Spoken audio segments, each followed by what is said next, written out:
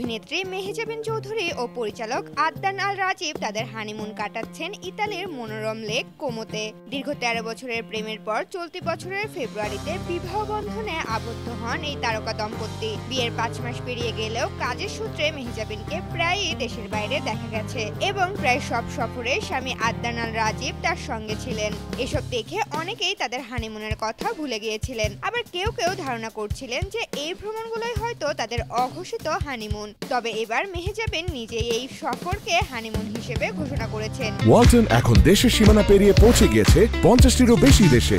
ওয়ালটন, ঘরে ঘরে বিশ্বজুড়ে। শনিবার দুপুরে নিজের ফেসবুক পেজে ইতালির লেক কোমো থেকে এক গুচ্ছ ছবি শেয়ার করেছেন তিনি। ছবিগুলোতে দেখা যাচ্ছে লেকের নীল জলে একা মেহজাবিন, কখনো বা রাজীবের কাঁধে মাথা রেখে প্রেমময় মুহূর্তে ধরা দিয়েছেন। ছবিগুলোর ক্যাপশনে মেহজাবিন লিখেছেন, সবসময় শুনতাম লেক কোমো হলো বিশ্বের সবচেয়ে রোমান্টিক জায়গাগুলোর মধ্যে একটি, বিশেষ করে কাপলদের জন্য।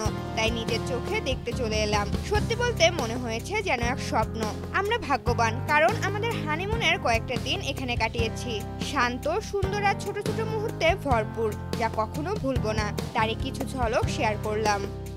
ঋতুপর্ণা, জনকণ্ঠ।